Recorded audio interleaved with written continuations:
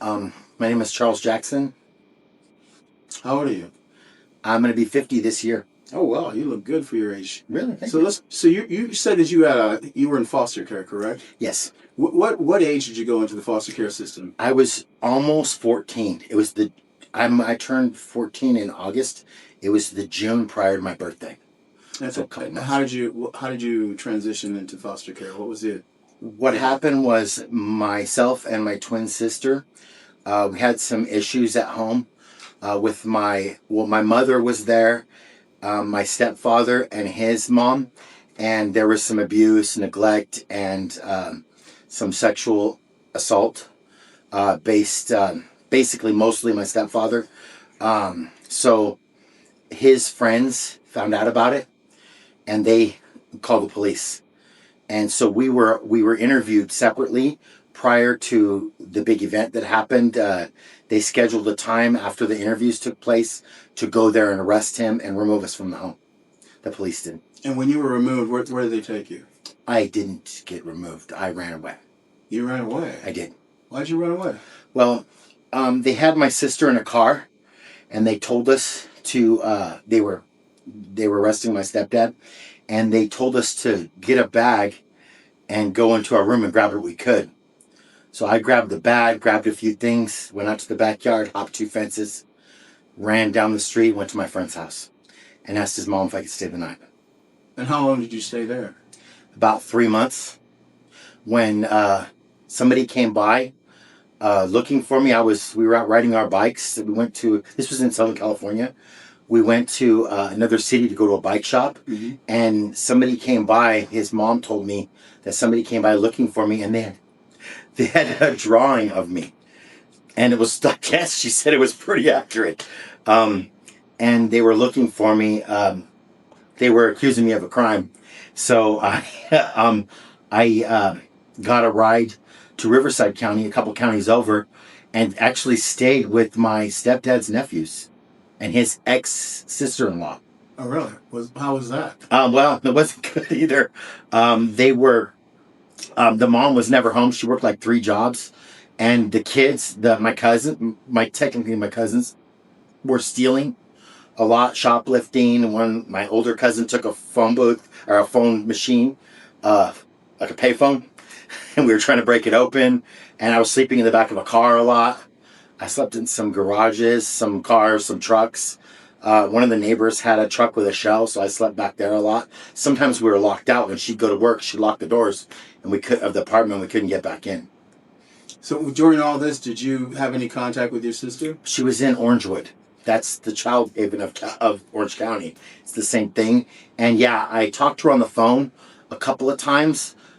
She said that they took her shoes, and they were yelling at her, and she said they treated her like she was in trouble, and that's why I wasn't going to turn myself in.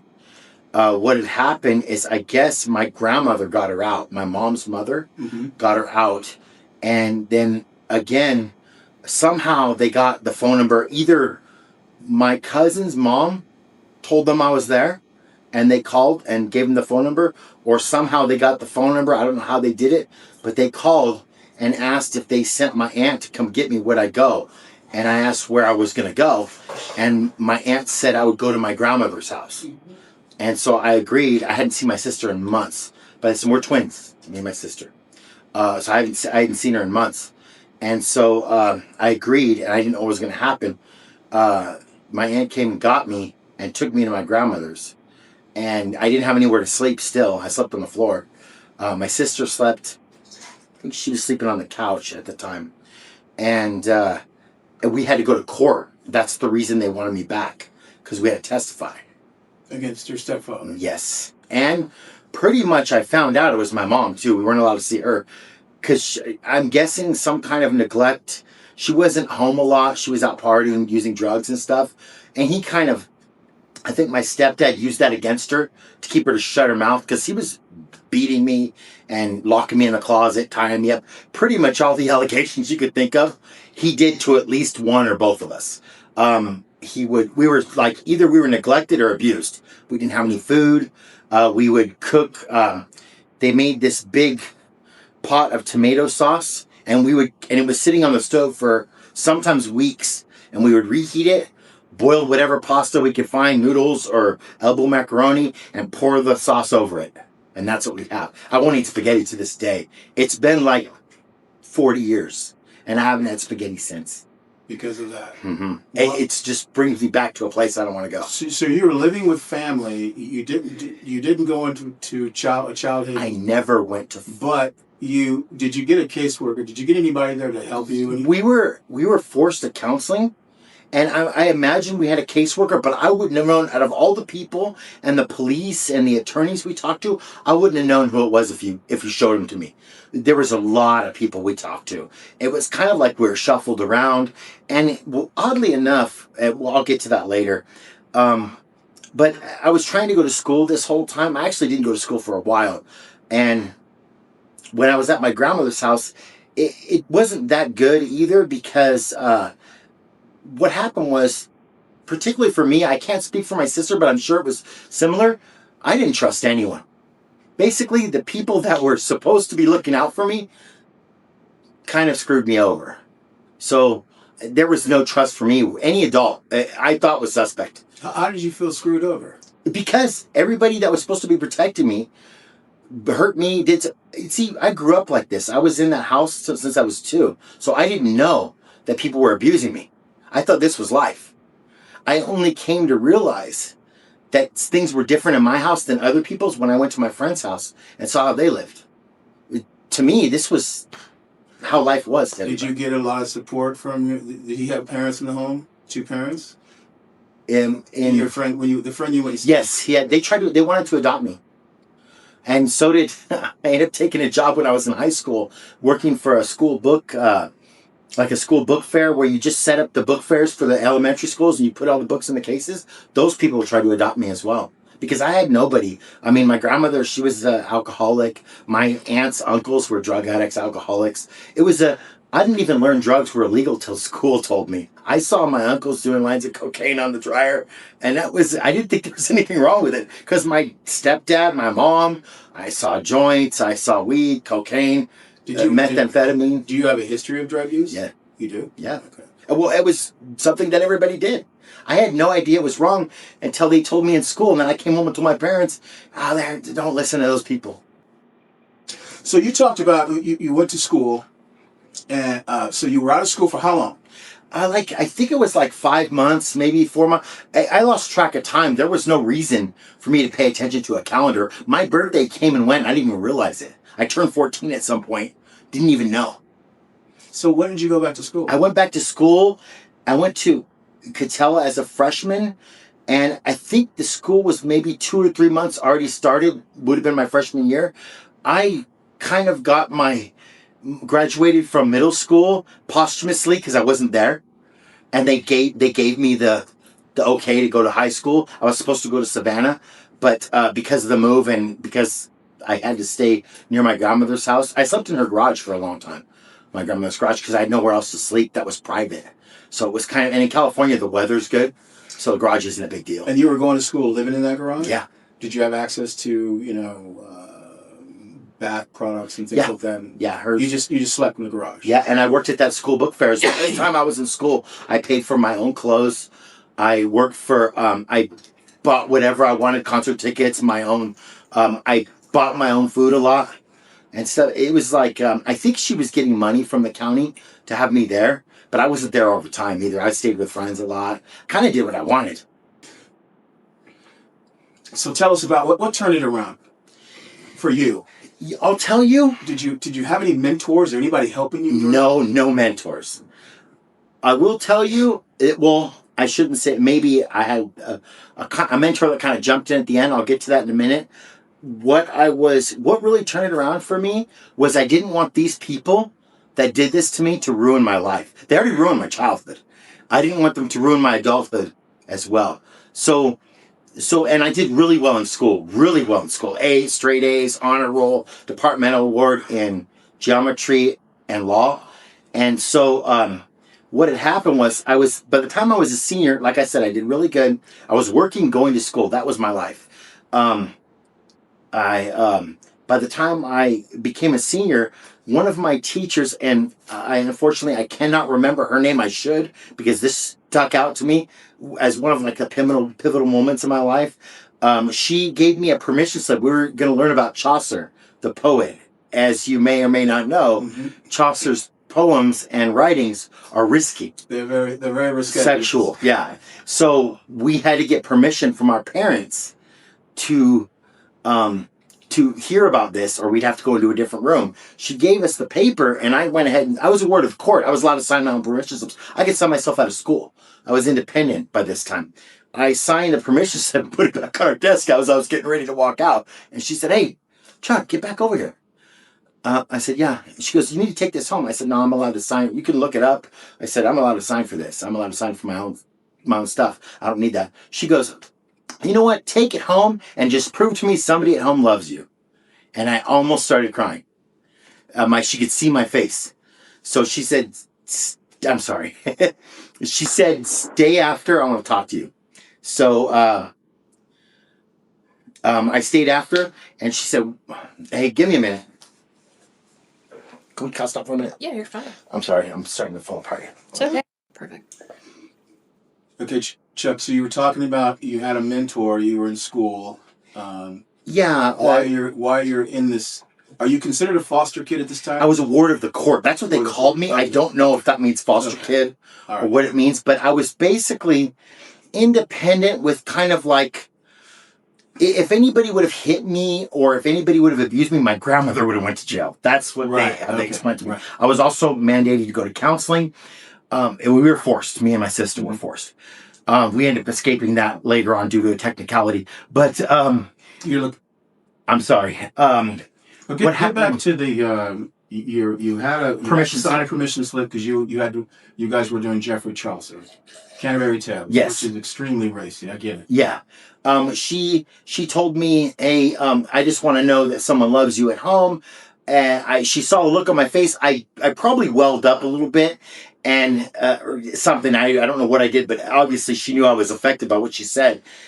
She told me to stay after class, and then so everybody leaves, and I explained to her everything that happened with my sister, with my stepdad, how we didn't have anybody to take care of us, really. We're doing our own thing, and I was a ward of the court, and I basically gave her a lot of details of my life, which I didn't really tell anybody else except the counselor, and which I was obviously forced to do. And then so she asked me to write an essay on a traumatic event in my life. So I wrote it out. It's like 6 pages. And she got me a scholarship to Fullerton College for a year. They gave me a full ride for a year. I went to Fullerton College. I majored in pre-law. But after that year, I ran out of money and I had nowhere to live. I was still like struggling with where was I going to stay. I couldn't work, go to school, pay rent, pay for school. At the same time, I got some student loans, but I was worried about the debt. It wasn't covering all of it. It definitely didn't cover my living expenses, for sure. So I was kind of having to make a choice, future or now. Sleep, on the street and go to school and have a good future, or have somewhere warm to stay and not go to school. And this was 18, 19. So I joined the Army. That's when I joined the Army. To escape homelessness. And yeah, exactly. And I knew there was a GI Bill. At the time, when I went in the Army, there was no, you get the GI Bill and the home loan. You got to pick one. And you picked one when you went in. I picked the GI Bill. So I never got to get the home loan. That's how that went. When I got out of the Army, I worked I worked in a food warehouse for a long time. I went back to school like twice. I tried to go back to school, but everywhere I worked, they weren't very supportive. Because I was working a lot of labor jobs. I worked for U.S. Foods, and they would not encourage you to better yourself because then you would quit.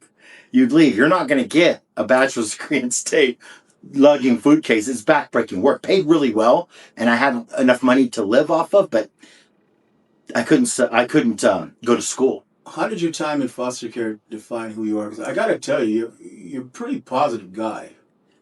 And I think I've mentioned this before. I'm the exception, not the rule. My sister's homeless drug addict. Last I heard, she's homeless here.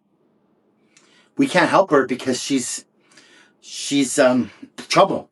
She brings problems everywhere she goes. She's she'll use you. She'll bring people over. They'll rob you blind. I've tried to help her a bunch of times. I just can't do it. I created a life from my own. When I got out of the army, I worked odd jobs, and then I went over to Iraq and Afghanistan as a contractor. People I was in the army with had me come over, and I was making six figures. So that's what I did. Not going to school again, of course, but that was, full-time job, seven days a week, 12 hours a day. I was working 84 hours a week doing security in Iraq and then safety in Afghanistan. I did that for 7 years while I started a family, while I was at the warehouse job, and while they kind of grew up, I was gone most of the time for 7 years. Did you and your sister have the same opportunities? She dropped out of high school as a sophomore. So she never went back. As far as I know, she didn't even get her GED. She's worked at retail stores and stuff. Were you in contact with her during all this? I barely contacted her. We don't get along. When I had kids, she lost her kids. When I had kids, I could not afford to bring her around my kids because I saw what she was up to.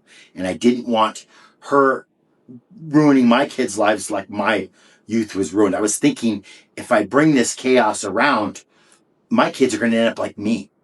I was scared. And not everybody was the same way about her. Like, my wife felt sorry for her, kept wanting to help her, and she didn't get it. But I'd been through all that. So I wasn't going to let my kids go through the same thing I went through. There was no way. What do you think? What did you say? You're not the exception to the rule? I'm the exception, not the rule. She's the rule. Okay. Now, considering all the things you went through while you were in foster care, what do you think the foster care system needs for a child that's aging out of foster care? The aging out, I think the ideal thing for me is if I would have had somewhere to go so I could continue my education, I would have been way ahead. I didn't get my bachelor's degree till I was in my 40s, and my master's degree I just got 2 years ago. The reason being is because I had to take care of life first. I put my education off. If I had, all things being great, if I was living in my parents' house and able to go to college, or, they could send me to a college, whatever, that would have been different. But if I had somewhere to stay where I wasn't going to be, facing homelessness or food insecure, I could have focused on my education, and maybe where I am today, I could have been 20 years ago.